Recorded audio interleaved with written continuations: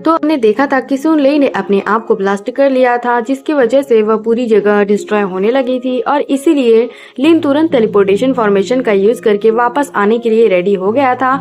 इसके बाद अगले सीन में हम देखते हैं कि वो वापस अपने जगह पर आ गया था, जहां पर वो अपने आप को बचाने के लिए वार्लिंग सोल का भी यूज करने लगता है। तब इसे देखते ही कुछ कल्टीवेटर बात करने लगते हैं कि ये तो ट्रांसफॉर्मेशन के अर्ली स्टेज में है, इसलिए अगर हमने इसके खिलाफ में कोई एक्शन लिया तो शायद ये हमारे लिए बहुत अच्छा चांस होगा। अब इसीलिए हम देखते हैं कि बहुत सारे कल्टीवेटर इसके लिए रेडी हो गए थे और वे तुरंत अपने पावर का यूज करके उस पर अटैक करने के लिए जाने लगते हैं। लेकिन तभी हम देखते हैं कि वार्लिंग सोल इनके ऊपर अटैक करना शुरू कर देते हैं, जिसकी वजह से वे इसके सामने कुछ भी नहीं कर पाते।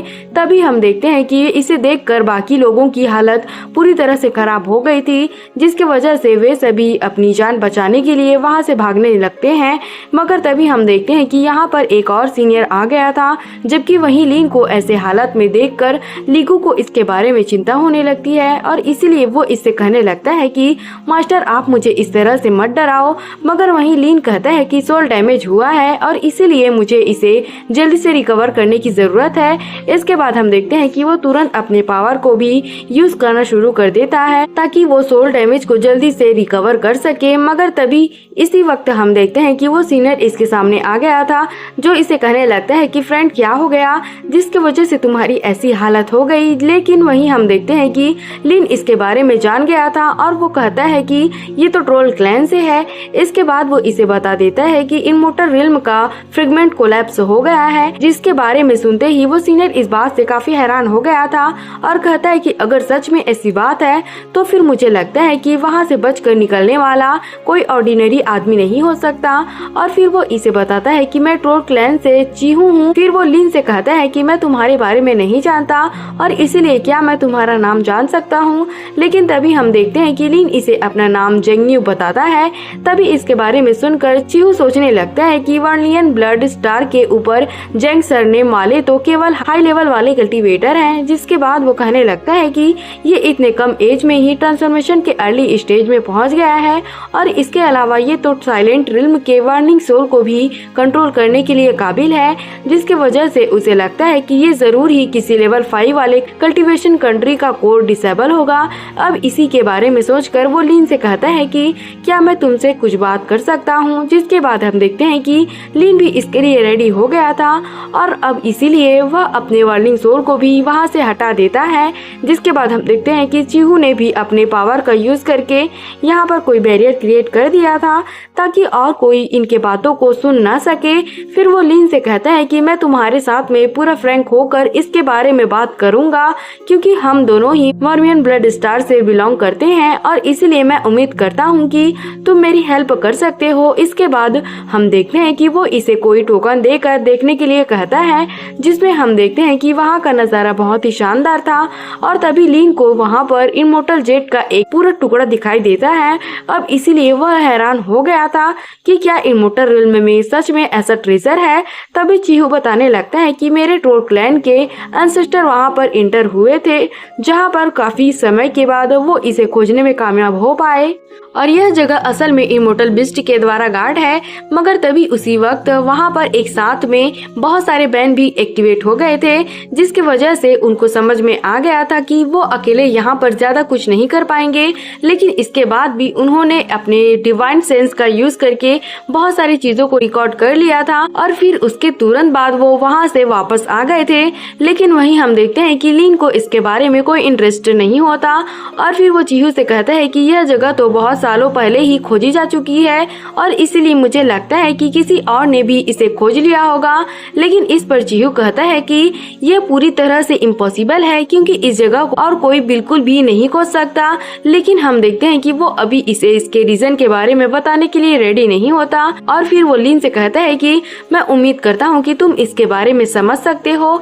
लेकिन वहीं लिन सोचने लगता है कि मैं तो चीहू के बारे में कुछ भी नहीं जानता, मगर इसके बाद भी वो मेरे साथ में टीम बनाना चाहता है और इसीलिए ऐसा लगता है कि उसे मेरा वार्निंग सोल पसंद आ गया। इसके बाद वो चीहू से कहता है कि हम दोनों भी उस जगह में इतने आसानी से एंटर नहीं हो सकते।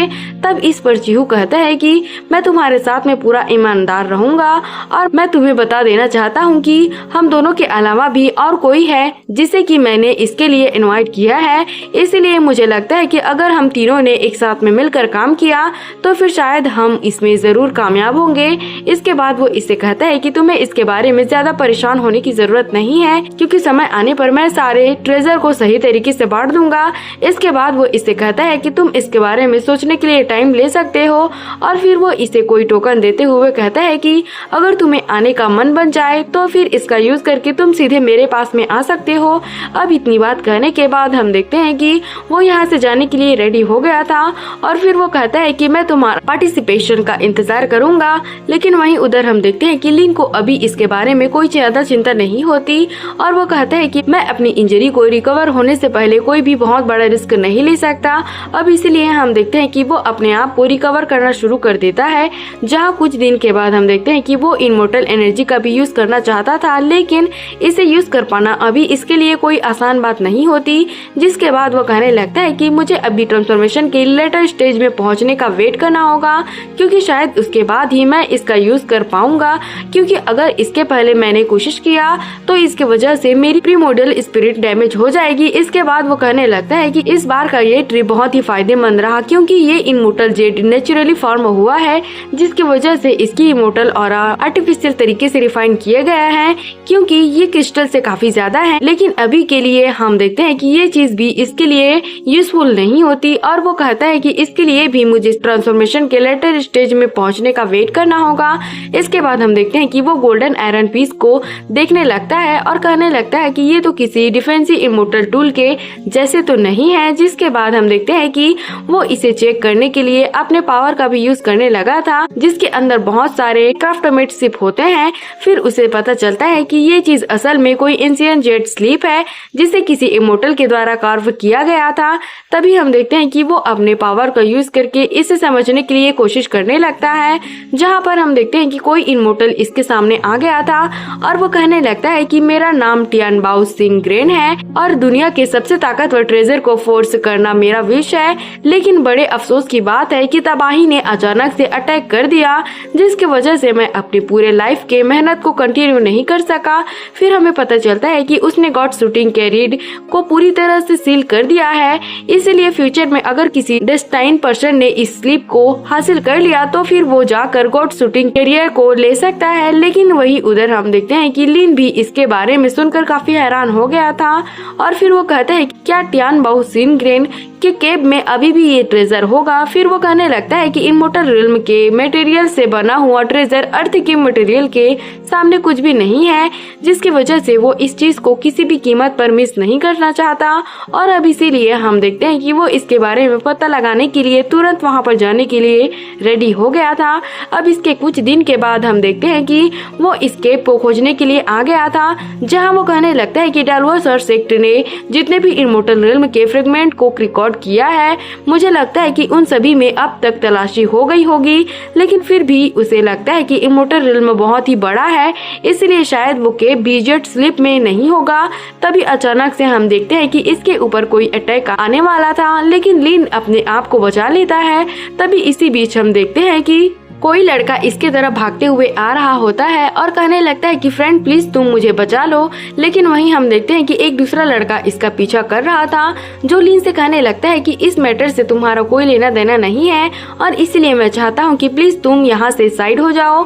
तभी वो लड़का लिन से कहने लगता है कि ये आदमी मेरे इमोर्टल एनर्जी क्रिस्टल को छीनना चाहता है, इसलिए मैं चाहता हूँ कि तुम इसे मारने में मेरी हेल्प करो, जिसके बाद हम उस क्रिस्टल को बांट लेंगे। लेकिन तभी हम देखते हैं कि दूसरा लड़का आकर इसे पकड़ लेता है और कहने लगता है कि मैंने काफी मेहनत से उस क्रिस्टल को कंडेंस किया था।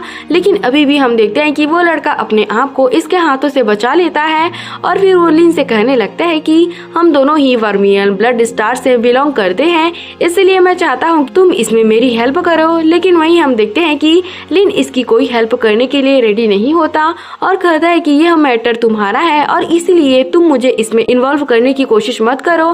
तभी हम देखते हैं कि दूसरा लड़का आकर फिर से इसके ऊपर अटैक करने की कोशिश करता है, लेकिन अभी भी उस लड़के ने अपने आप को इसके अटैक से बचा लिया था। और फिर वो लिन से कहने लगता है कि अगर तुम मेरी हेल्प नहीं करना चाहते तो फिर मैं तुम्हें भी इस परेशानी में डालूंगा। अब इतनी बात कहने के बाद हम देखते हैं कि वो क्रिस्टल को लिन की तरफ फेंक देता है।